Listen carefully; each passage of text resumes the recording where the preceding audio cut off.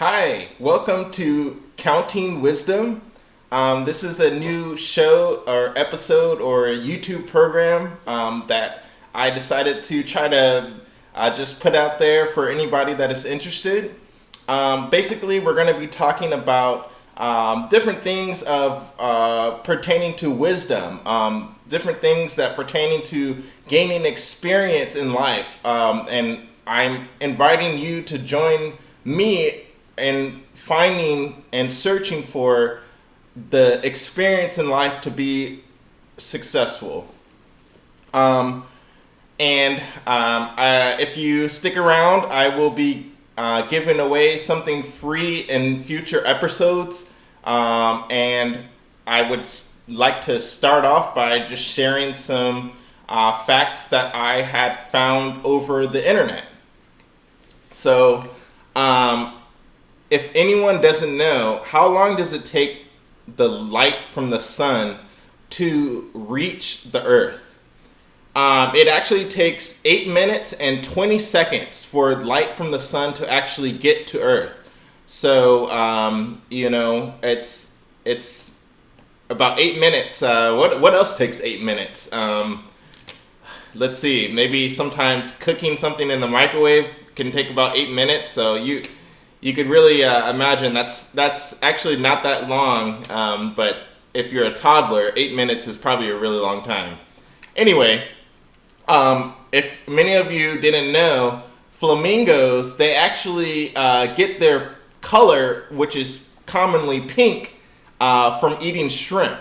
And I was a little bit skeptical of this one, but I actually discovered that there are some gray flamingos out there. So I guess if you were to change the diet of a flamingo, I guess they have discovered that they do not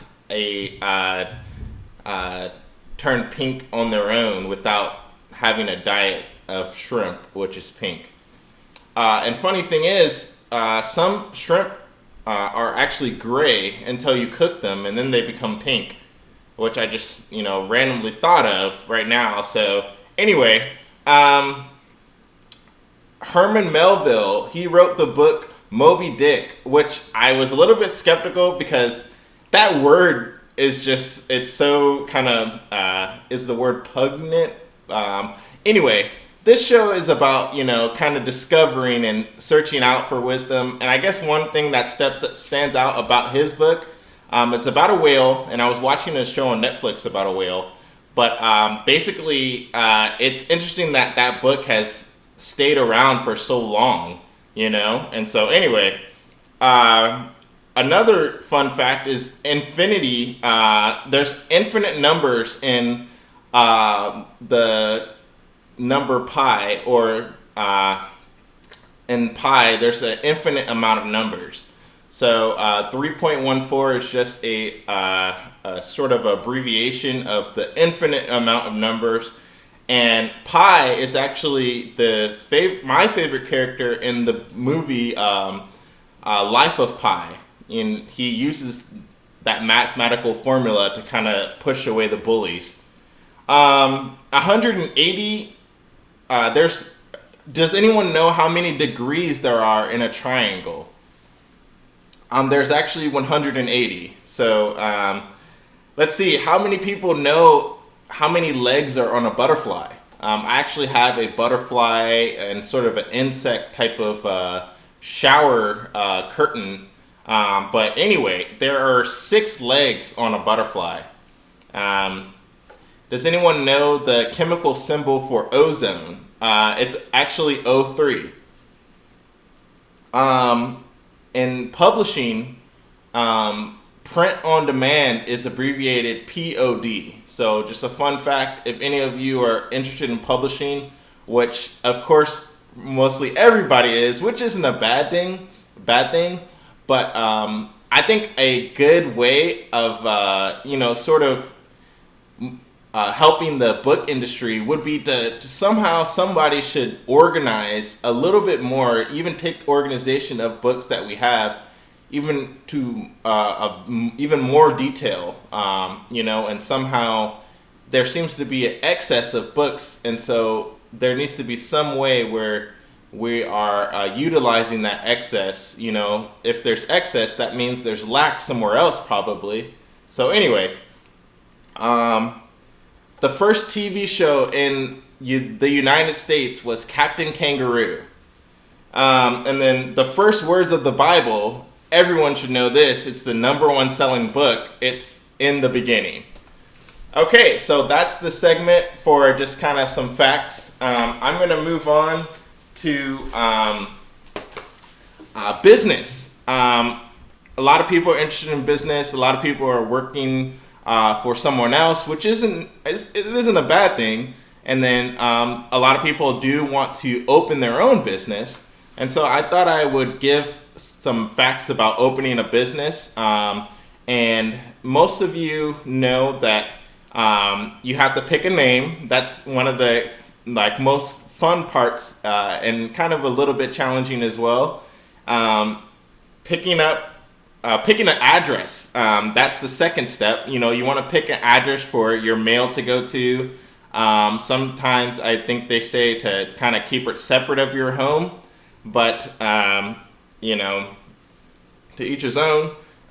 Get a dedicated phone number. When you start making business, you want to definitely have a dedicated phone number for things to actually come to where you are, for people to reach out to you from where you are. You want to establish a business identity. So you may be you may have a personal liability if someone sues you and they don't like your business idea. There's been examples in the news about some people who bought coffee, but they spilled it on themselves, and I guess there was inadequate labeling on the cup. And so anyway, you're going to want to establish a business identity that protects yourself, like an LLC. And then you want to register your business. So you want to go to your Secretary of State, and you're going to want to register your business with the office that is in your state.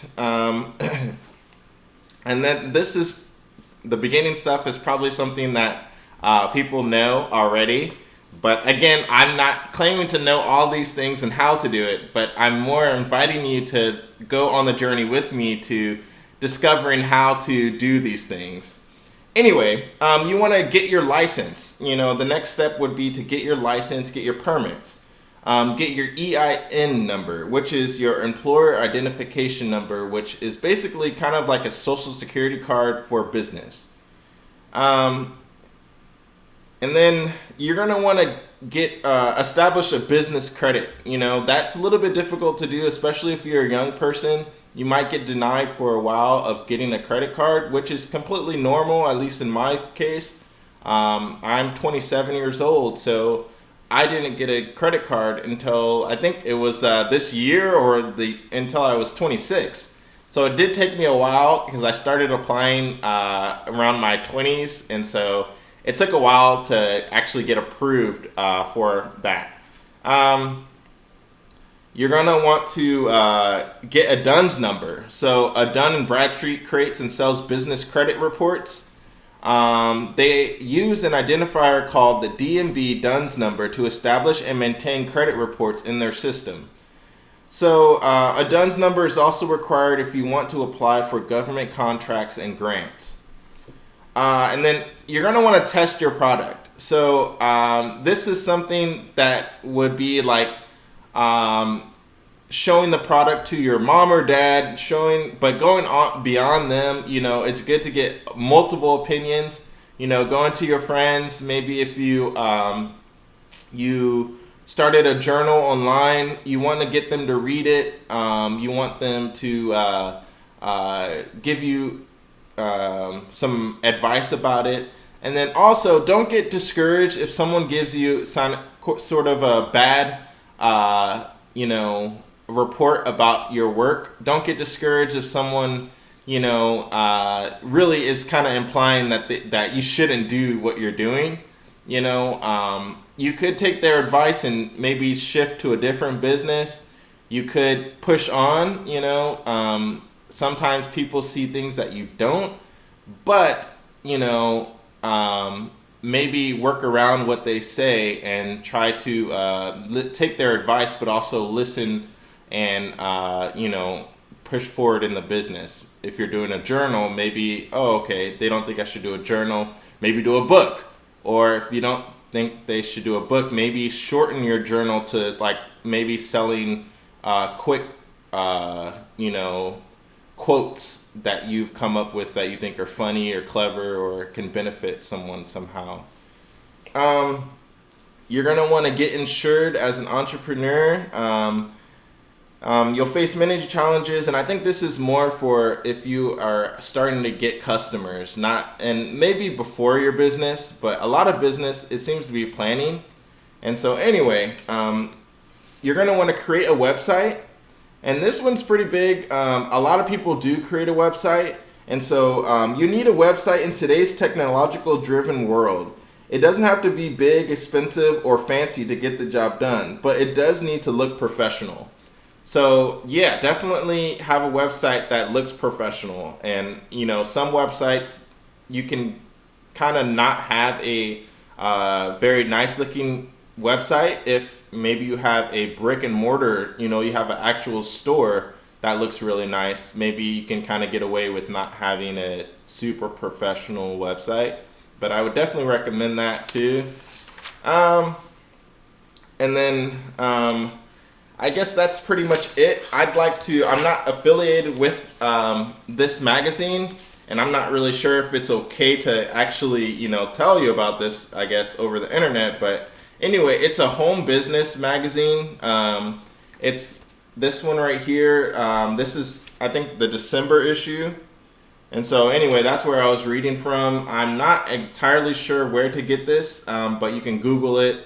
If you're interested in kind of a home business, but I am not entirely sure about the home business deal. There's a lot of people online that are advertising home businesses and whatnot, but I think it's a little bit more. You have to really do some more research.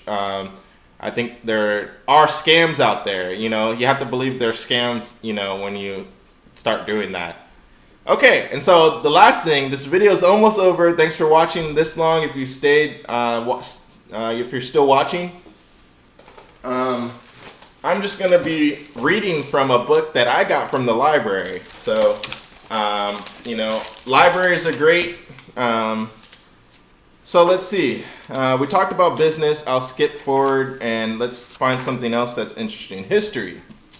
Okay, let's see. 1776. On January 1st, the enlistments of thousands of militiamen outside of Boston expired, and many went home. George Washington had hoped to have 20,000 men in an army in a new Continental Army by this date, but only about 10,000 men volunteered.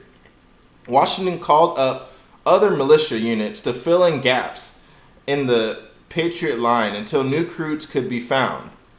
Washington could not have asked for better recruiting propaganda than a pamphlet published on January 9th in Philadelphia entitled Common Sense. It was written by a self-educated Englishman newly arrived in America, Thomas Paine. He assailed the monarchy and advocated complete separation between America and Great Britain. So that was just a paragraph, and that's good history about George Washington in 1776. It looks like he wanted to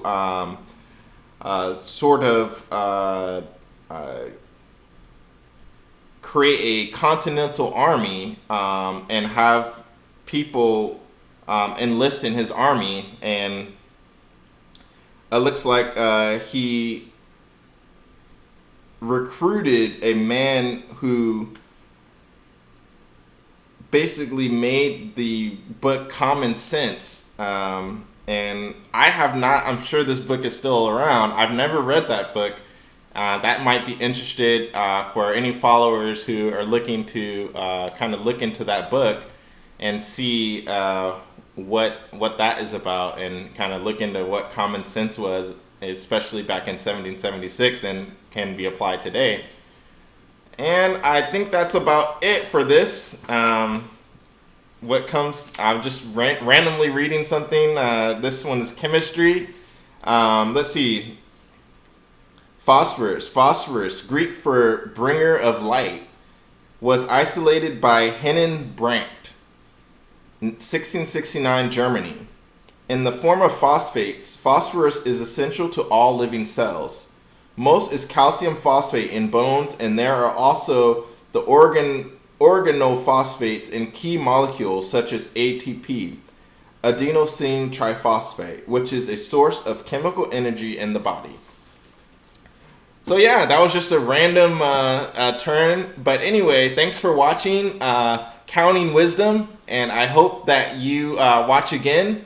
And I will put some links in the descriptions about just anything else that may be interesting. And talk to you soon.